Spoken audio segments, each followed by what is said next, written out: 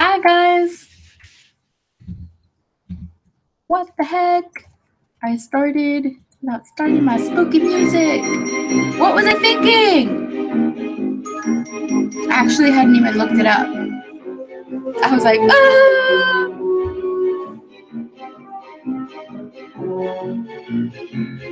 It's so fun. I love this part. It's my favorite part. It gives me the chills. Makes me so happy.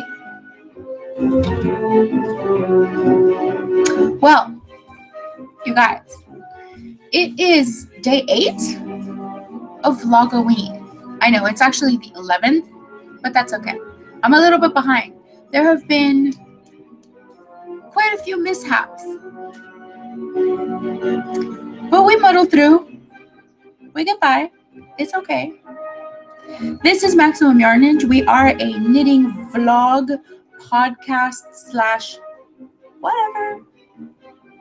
I'm just a girl talking about yarn, knitting, crocheting, beads, and stuff. That's all I do. Sometimes I wonder why I do it. I'll be honest. I do it for you. And for me, let's be honest. It's so fun! If you're thinking about doing a vlog or podcast, you should. It's fun. It's fun to share all the nitty things and all the goofy things. My nerd side really comes out right here. Oh, look at my little alpaca. I miss my alpaca, you guys. If you've been watching for a while, you know about my little alpaca, and I miss it so much. I'm gonna have to look for it.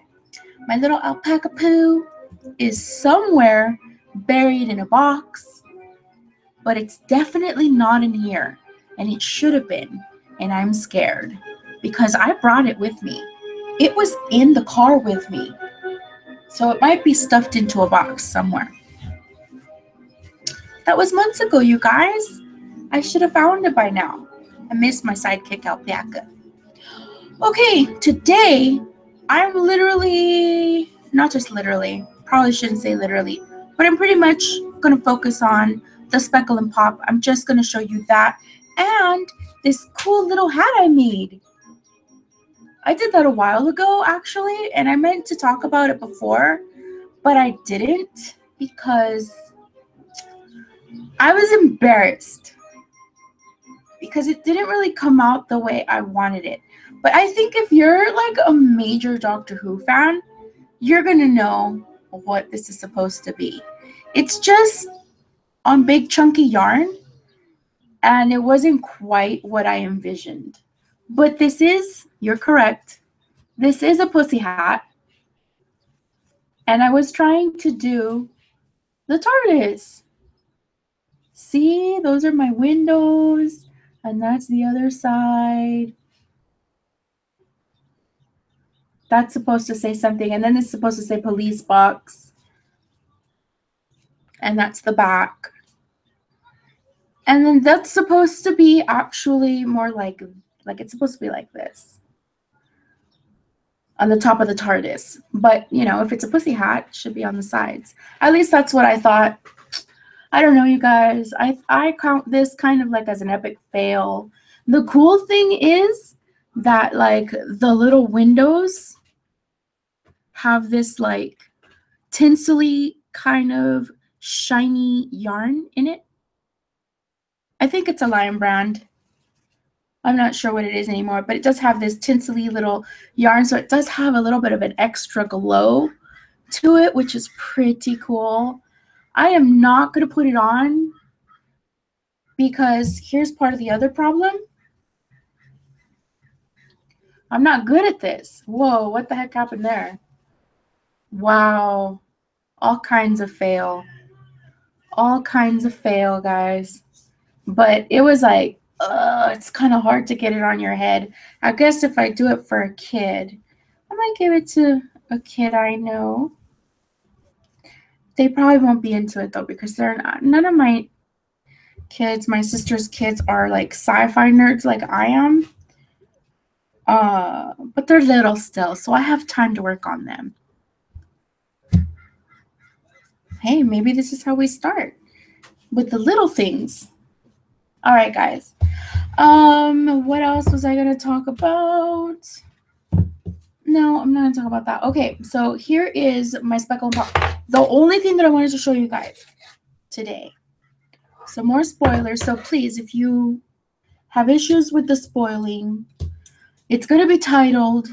The thumbnail is also going to be clearly marked a spoiler alert, and I think I'm gonna leave the spoilers with the same little thumbnail, so I don't struggle making a whole new thumbnail just for the spoilers, because there will be more spoilers. I'm still on clue 1, so get ready. I'm still on clue 1. Everything's clearly marked, and here we go. So remember, this was the first set of stuff. That's about where I had left off last time, with that really washed out pink and that super light purple. And in retrospect, I think I could have left the purple alone, to be honest. But I think with this brown, it's going to flow better, and you'll see what I mean. See the purple now, you guys? It's so pretty.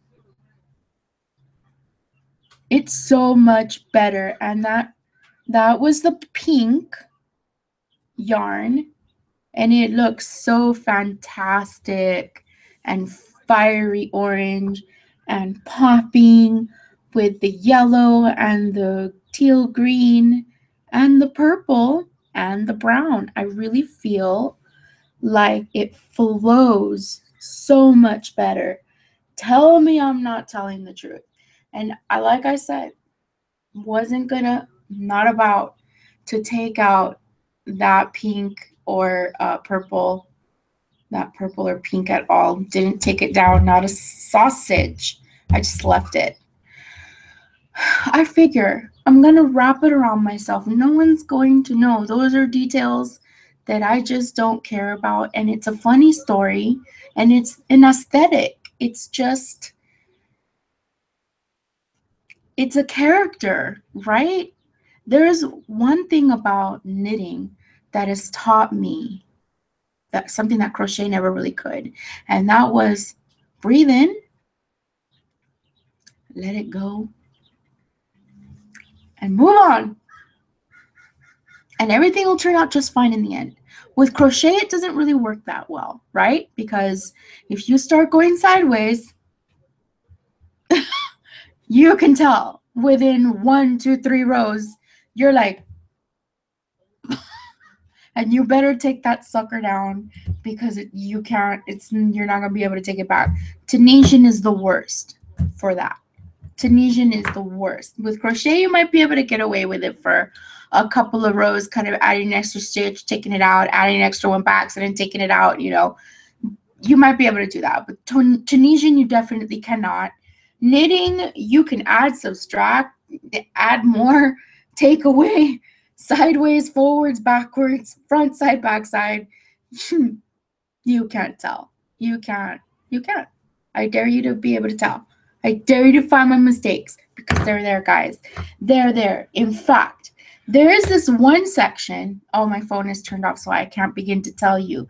But there's this one pickup section in one of these short areas. I don't remember which. But there is this one section where you are going back to kind of close the gap. When you're down there with contrasting colors. Yes, when you're down there with the contrasting color, every contrasting color, there is a section where you have to pick up a stitch from down 2 garter ridges below. There's another section where you have to pick up a garter bump. So it's called knit one before the pass. So you definitely have to look at the Stephen West video. I've never heard of that, that knit one before the pass. But his video explained it beautifully. It's just very nice. That one, though, because I thought I understood and I got it. I'm like, Stephen West, I got this shit. Like, I got it. We're good. I'm going to just knit away. And I started knitting my little heart out because I'm like, I got it. I understand what I'm doing. Boom, boom, boom. Next thing you know, I'm like, oh, why aren't I counting my stitches right? I have an extra stitch here. I keep running into this extra stitch every time I look, but I counted, and I counted. I don't understand. I'm doing everything exactly the way it's supposed to. I'm knitting the garter bump and then knitting the other one and passing the stitch over. That's the way it goes. Turns out not so much. No. I kept it up with an extra stitch in that particular area over and over and over again, like contrast color after contrast color after contrast color. And then I finally realized I'm clearly doing something wrong. So I went back to the video and I checked it out, and he's like, this is how you do it. You knit the garter bump, you pick up the garter bump, and you knit it together with the next stitch. What? And then you knit another stitch, and then you pass that over the knit two together garter bump thing. And you know, unless you're doing this thing, or you know what that knit one before the gap or whatever that, unless you do that, you have no idea what I'm talking about. And I must sound like I'm a babbling idiot, but if you're doing this friggin' MCAL and that little pass one before the garter blah blah, knit one before the garter to close the gap, but the I don't know, but you're gonna get me. You're gonna feel my pain. So once I figured out that I was doing it wrong, I did have notes on my little thing to remember how to do it, and I still didn't read it. I did it wrong because I thought I understood it. I thought I got it, but I didn't. So I got it now. It's pick up the purl bump, then you knit it together with the next stitch, then you knit another stitch and pass that over, and then you're good. And then you keep on going, keep on trucking on. So I got it. That was it, guys. I'm very happy. I'm very happy with my pops of color now. I really do feel like I am super, super popping. Much, much better. And I really love the look of the yarn. I have gotten onto the second color. I did blend the second color somewhere about here, and I think the blend looks fantastic. You can't even tell, to be honest. It is lighter on the bottom and it is a bit darker, like a shade or two on the top, and this is very, very much blended in this area. So I am very, very pleased. I love the whole look of it. I was worried that the dark purple was not going to stand out very nicely up against the super dark burgundy-ish, purplish yarn, which is actually coming out correctly here. The pink is still not, but it's better than it was in the previous videos. I think that looks much, much nicer. And it's, I mean, I'm very happy with it. I think it's going to be just fine now. In retrospect, maybe I shouldn't have overdyed the purple. But you see, I don't think I'm wrong, you guys.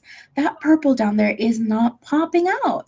It's not popping. And when Stephen West tells you to make it pop, you want to make it pop. You want to do what he says, because he's wise. He's wise in the world of shawl making and all making. So if he tells you to make that sucker pop, you should have made it pop. And he did say, better to use more neutral tone main color and have your colors, your contrast colors pop with nice bright colors. And I didn't listen because I really wanted to dye my yarn, so that's why. All right, you guys, that is enough. I am absolutely totally babbling at this point, and I'm sure that I've gone on far, far, far too long as usual. Today, on the way home, I was having this fabulous Kula watermelon drink. I don't know how to say the word. Bye-bye. Yes, I had it. It smells like butthole.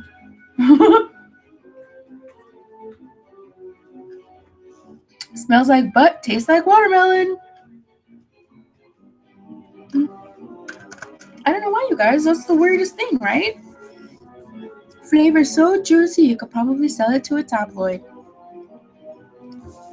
Probably not. It gave me heartburn. What are you going to do? Hey, did I show you something? I'm going to show you something real quick. My mummy-in-law sent a gift to our beautiful baby girl. I shouldn't have said that, but she doesn't watch this, so she'll never know. I'm going to share it with you guys really quick. It's beautiful. I absolutely love it. She's a sweetheart for sending it over, and I can't wait to give it to her. I meant to give it to her this weekend, but I didn't. Oh, it's so pretty. Yeah. I'm going to give it to her this weekend. I meant to do that this weekend, but I didn't. That's it, you guys. Thank you guys so much for watching. Don't forget to like and subscribe. And find me on Instagram as Pinchy Michis. I keep saying I'm going to change it, and I don't change it. But I'm going to Maximum Yarnage, because I'm pretty much Maximum Yarnage absolutely everywhere. Except Ravelry. Okay, I'm not on Ravelry, but I don't really use it. Whatever. You can add me if you want to. Anyway, I will talk to you guys in the next Vlogoween. Day number 9 is coming up. And I think maybe we'll talk about one of my shawls. I've been meaning to do that forever. So, see you guys later. I don't know why I'm ending it so goofy. Bye.